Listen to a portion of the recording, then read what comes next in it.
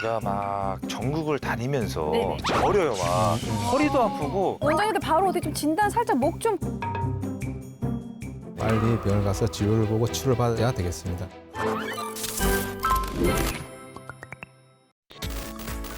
과거 역사적 흐름을 통해 알아본 그때 그 시절 질병을 현대 의학으로 재조명해보는 시간. 잘 지내셨죠? 네, 잘 지냈어요. 가면 갈수록 더 예뻐지시네요. 아유, 감사합니다. 네. 화사하시네요, 오늘. 선난섬녀, 선난섬녀, 선난섬녀. 아, 선남선녀라고 했어. 네. 자, 오늘 과몰입 생로병사에서는 근골격계 질환에 대해서 다뤄보려고 하는데요. 네. 이에 관해 전문적인 이야기를 해주실 원장님을 모셨습니다. 원장님, 어서 오세요. 안녕하세요.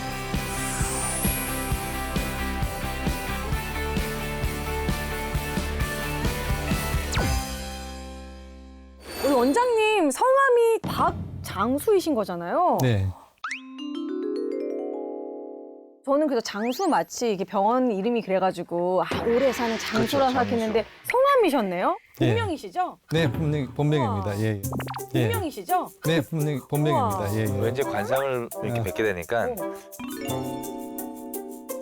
백수하실 것 같은 느낌이 듭니다. 이름처럼.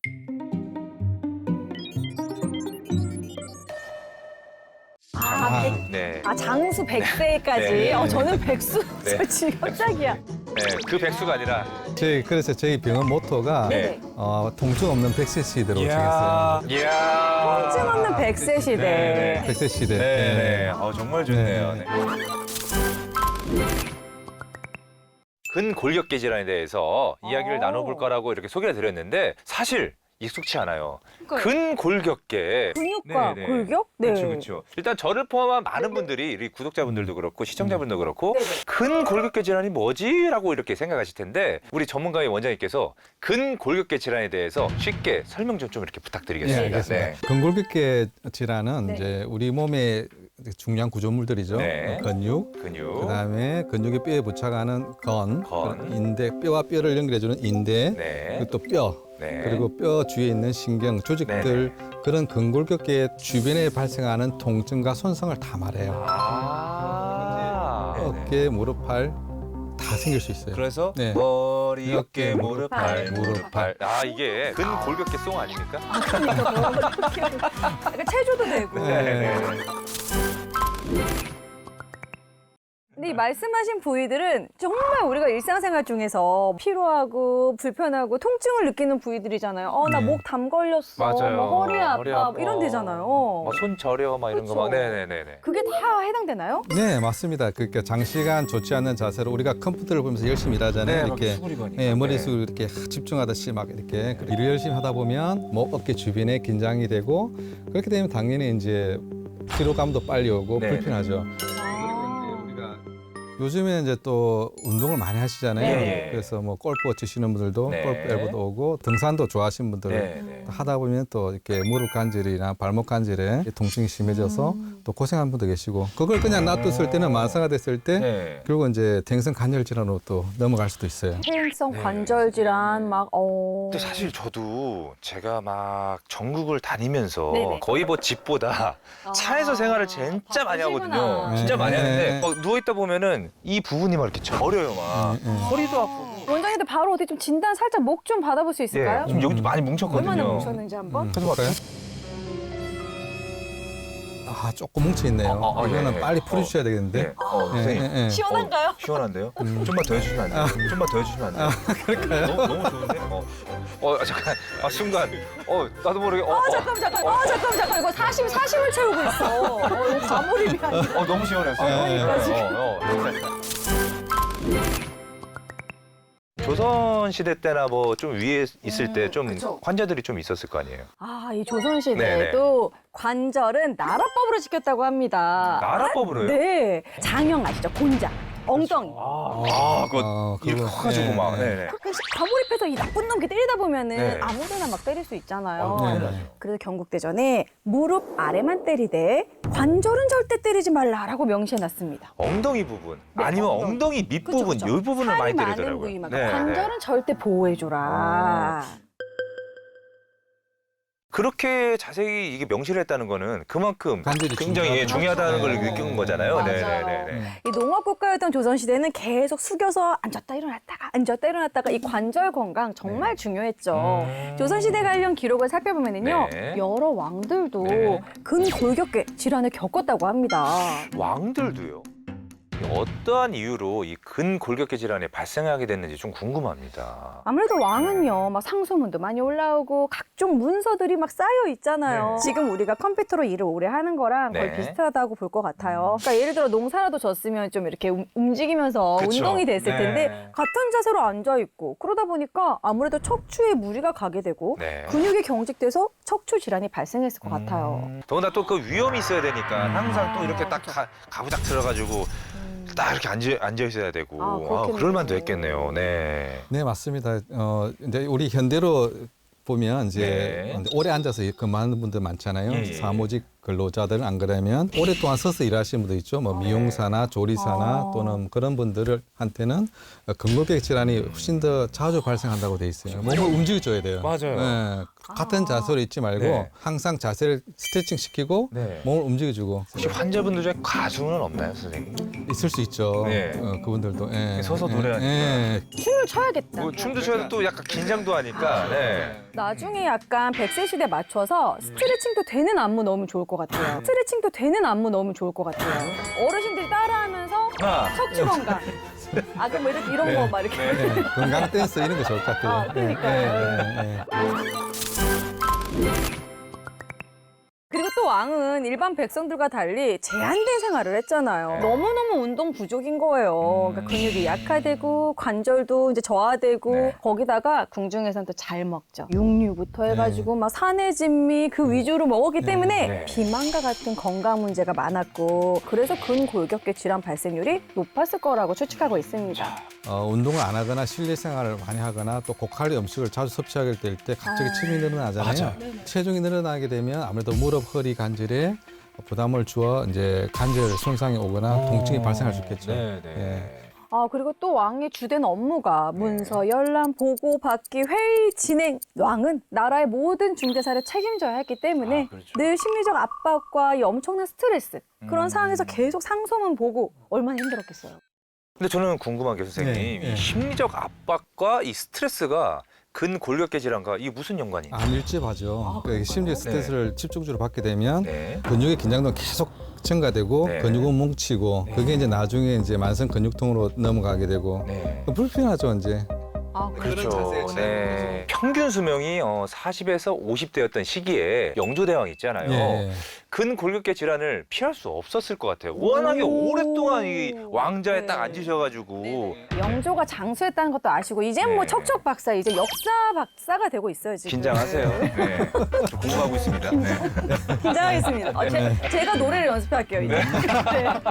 승정원일 기록에 따르면 네. 허리가 아파서 오래 앉아 있을 수 없다. 라며 이 영조가 말년에 허리 통증과 관절염 증상을 호소하는 기록이 있어요. 그렇구나. 그래서 네. 나이가 들면 네. 이제 척추 관절 근육이 또 대화가 약해지기 때문에 네. 영조 임금님도 아마 네. 나이 때문에 그런 증상들이 아마 있었다고 저는 생각합니다. 예. 노화로 인해서 척추, 관절, 근육이 퇴화돼서 병원을 찾으시는 어르신분들도 굉장히 많으시지 않나요? 네, 많아요. 이렇게 어르신들은 아무래도 이제 골밀도가 감소하기 때문에 뼈가 약해지고 네. 관절 연구도를 달아서 관절을 많이 움직일 때 불편해하세요. 네, 네. 또 척추의 변형도 생기고 자세의 변화도 이렇게 약간 허리가 구부러진다거나 똑바른 자세를 유지하기가 힘들어져요.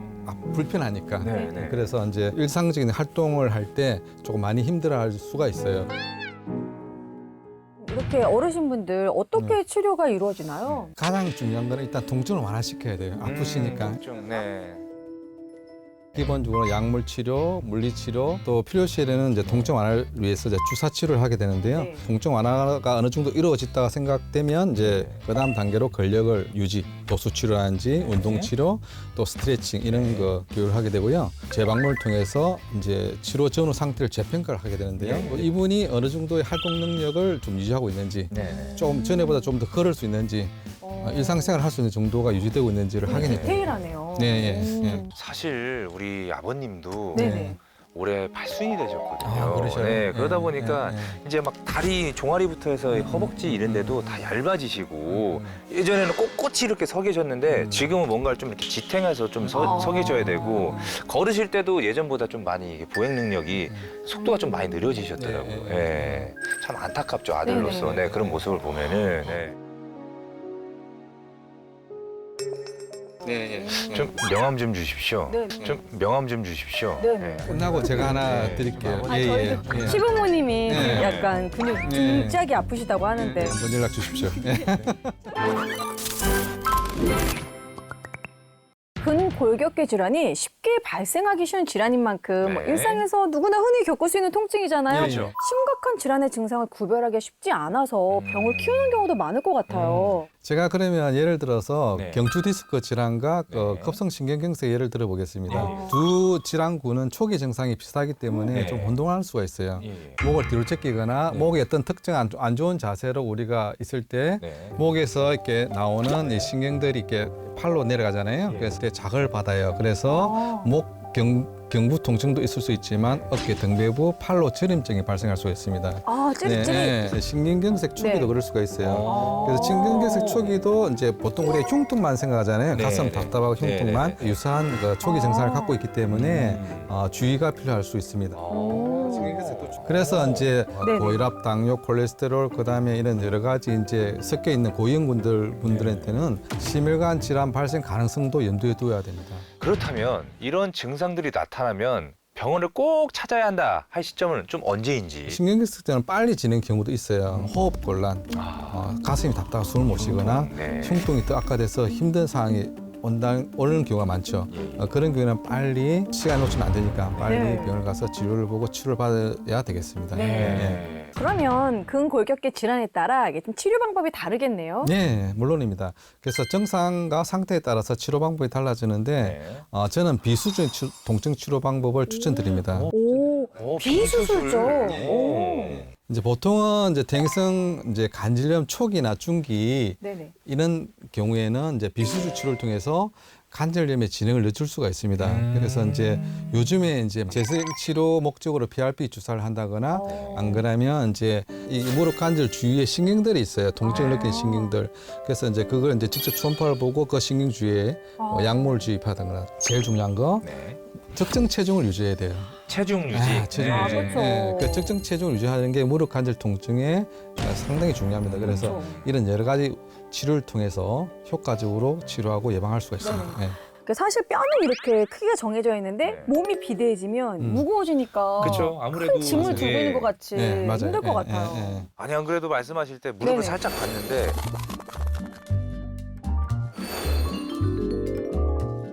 굉장히 좋으십니다. 굉장히 좋으십니다. 그래서 지금 이 무릎 상태가 네, 지금 살짝 보면은 딱 보면은 네, 딱딱하신가요? 적정하게 살이 붙어 계시고 네, 딱 근육량도 딱 좋으시고 네.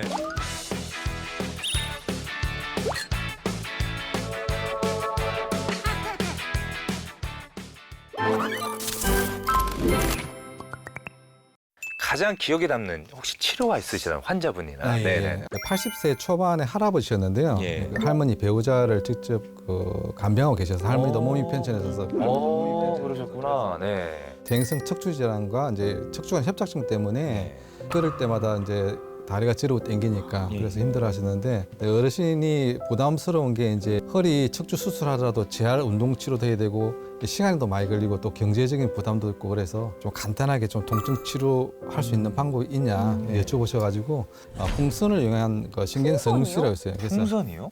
풍선 치료? 풍선, 풍선 치료. 네, 이제 이게 신경성형술이라는 게 있어요. 신경성형술. 그 신경성형술은 일반적으로 이제 꼬리뼈 밑주부 쪽에 국소 마취를 한 다음에 카테터를 진입시키고 네. 카테터를 갖다가 이제 조작을 해서 네. 좁아진 부위를 넓혀주는 거고 거기에다가 직접 약물을 주입을 해요. 예, 예. 근데 이제 풍선은 네. 한 단계 더 업그레이드해서 이제 아까 이렇게 좁아진 부위에다가 네. 넓혀주고 풍선을 확장시켜서 실제로 더 넓혀줘요 공간을. 풍선 확장술 겸 신경성형술을 했던 거죠. 다행스럽게 큰 문제도 없고 그래서 그 다음날 통증 완화가 진짜 드라마틱하게 좋아지셨고요. 굉장히 만족해하셨던 그런 표정이 기억에 남습니다.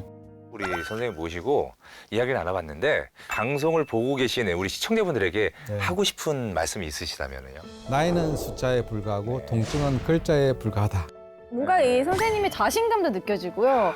되게 좀 의지가 되네요. 아까 전에 살짝 제 어깨에 손 올려 살짝 주물러 주셨잖아요. 네네. 통증이 좀 풀린 것 같은 느낌도 드는. 네. 손맛이 있으시구나. 자, 오늘도 이렇게 재밌게 이야기 나눠봤는데 저희는 더 재미있는 이야기로 다음 주에 다시 찾아오겠습니다. 고생하셨습니다. 네, 감사합니다.